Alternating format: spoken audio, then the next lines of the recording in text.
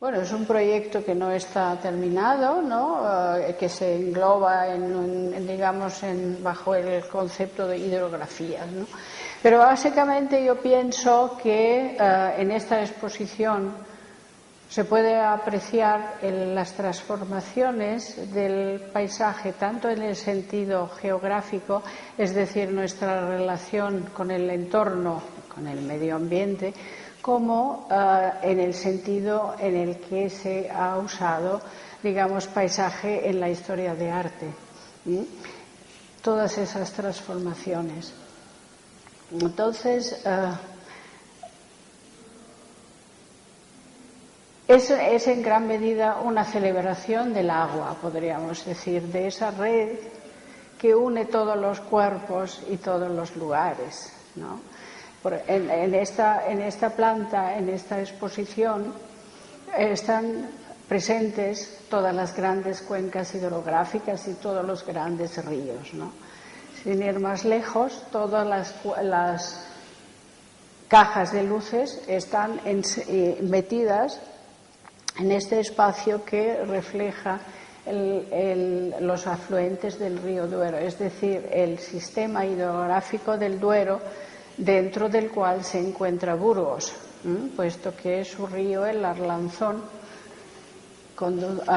desemboca en el Arlanza en el Pisuerga y el Pisuerga en el Duero, ¿no? Es decir, estamos aquí dentro de la cuenca hidrográfica del Duero, y eso es lo que se refleja en estas líneas de las paredes, y sobre esas líneas están presentes todos los grandes ríos, los demás grandes ríos de la península, como el Ebro. Si digamos en el concepto del paisaje tal y como lo hemos heredado y como lo ha acuñado la historia de arte, era una representación en perspectiva de una parcela, de un trozo, digamos, de la superficie de la Tierra, mientras que, por ejemplo, aquí parto en gran medida de la cartografía, de los mapas, ¿no?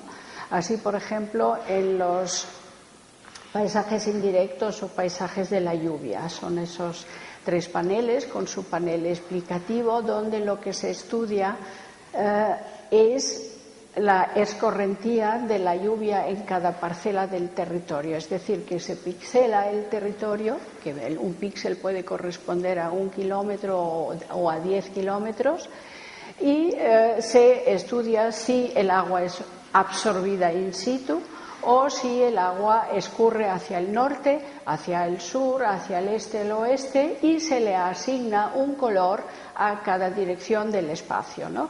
Y por eso tiene que estar el panel explicativo, porque te da la clave del tema, ¿no? Es decir, que son paisajes absolutamente exactos, pero explicados a través de las direcciones que toma la lluvia cuando cae, ¿no? Y entonces permite leer, ¿no? Si tú ves, por ejemplo, amarillo, si el amarillo está asignado al este, pues ahí la lluvia va hacia el este, ¿no? Estos son los, digamos, paisajes de la lluvia o paisajes indirectos, como yo llamo. Luego están los paisajes escritos, que son 3 paneles donde lo que se ve, digamos, calado en planchas de Dubon, son nombres, simplemente la justaposición de los nombres de todos y cada uno de los afluentes, arroyos, etcétera, de una cuenca hidrográfica. En el caso de los 3 que están aquí, se trata de la cuenca del Miño. Y entonces es muy interesante porque se refleja ahí como la sedimentación de las diferentes poblaciones que han ocupado ese territorio, y muchas veces no queda nada de ellos más que un nombre que han dejado, ¿no? Y se puede leer muy bien, ¿no? Hay raíces etimológicamente, ¿no? Es decir, es como una especie de superposición de estratos, ¿no? Que tienen su reflejo en el lenguaje, en el nombre del río, del afluente, ¿no?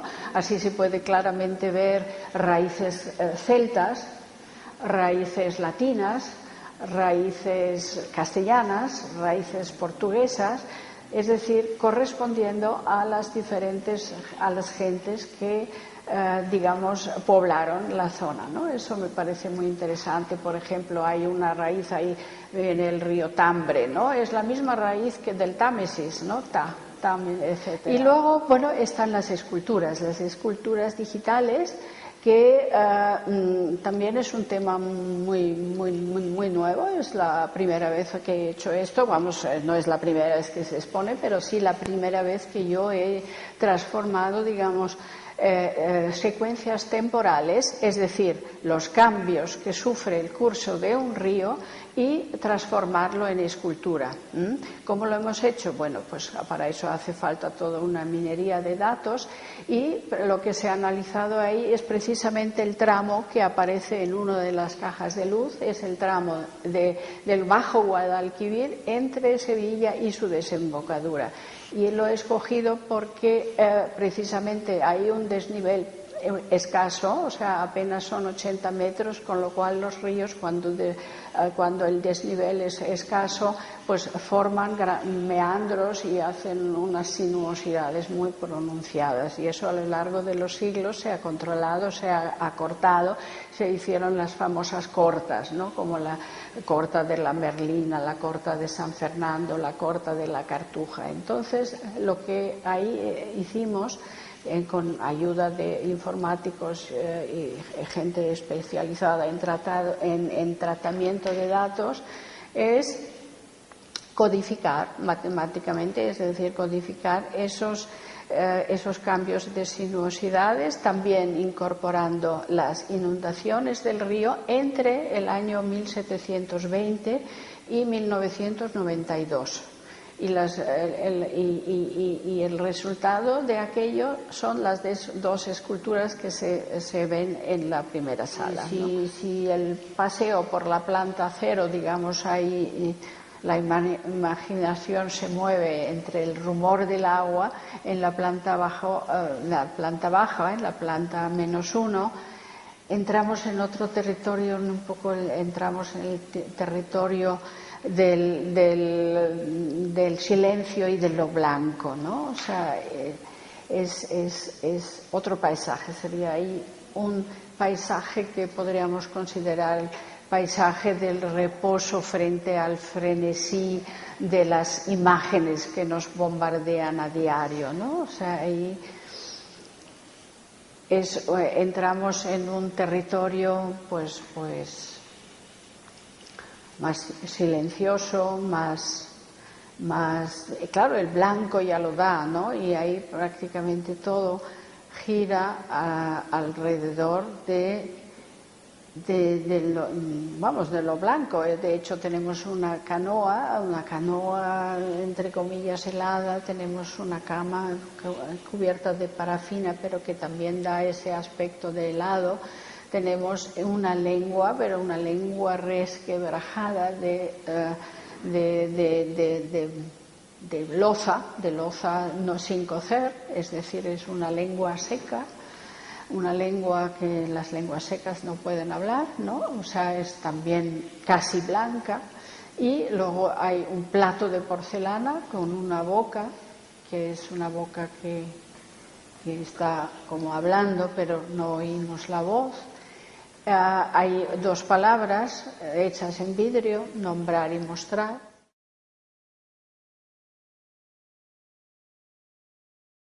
Esa concienciación sobre la importancia de la gestión pública del agua, ¿no? Y del cuidado del cuidado del agua, y de no someterlo a criterios mercantilistas, ¿no?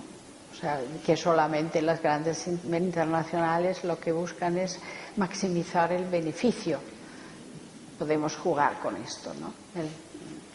A mi modo de ver, ¿no? O sea que no, porque se dan realmente casos bastante crudos, ¿no? Como que las grandes multinacionales compran recursos hídricos de países enteros. Por ejemplo, bueno, pues yo hace no mucho di un seminario en Chile y me he enterado de que prácticamente el gobierno de Chile no le pertenece ni una gota de agua. Durante la época de la dictadura, pues vendido a las grandes multinacionales todo el agua, ¿no? París ha conseguido a través de una larga, digamos, pelea, remunicipalizar su agua. El agua de París, que estaba ya vendida a una multinacional, está de nuevo pues administrada públicamente. Lo ha conseguido también la ciudad de Potsdam, lo ha conseguido, creo, Lyon también, no sé si Toulouse, o sea que ese tema está sobre la mesa, ¿no? He trabajado con medios muy diferentes, ¿no? O sea que desde la fotografía, cosas que he cosido, cosas que... en fin, o sea, ahí no hago preferencia, ¿no? Porque me guío en cada caso por lo que me pide el tema o lo que me pide, sí, el tema básicamente, y también el espacio, ¿no? O sea, me influye mucho el espacio que me ofrecen a la hora de exponer, ¿no? Y ajusto bastante, ¿no? Eso me parece importante porque yo creo que cuando uno pues entra en una exposición debe ser algo que te envuelve y ya de por sí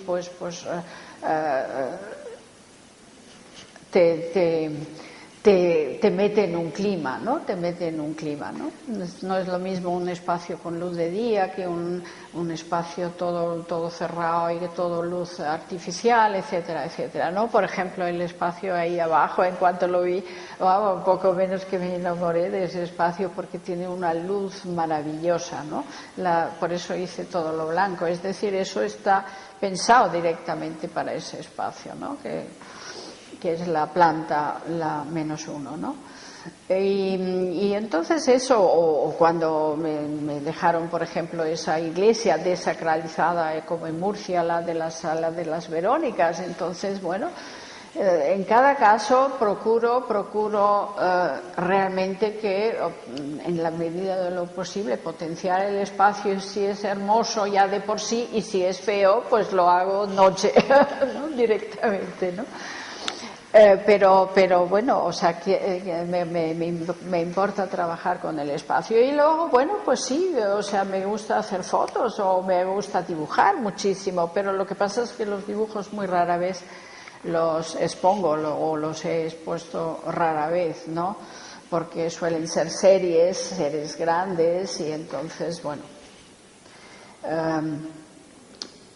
no los he mostrado a menudo, ¿no? Pero o he hecho vídeo. La última exposición que yo he hecho en el Círculo de Bellas Artes eran 3 vídeos, ¿no? Porque el tema que yo estaba ahí tratando lo pedía, ¿no? Y que era aquello de los nudos y de los juegos de mano, la manera digamos de pensar con las manos, ¿no? Con el cuerpo, etcétera.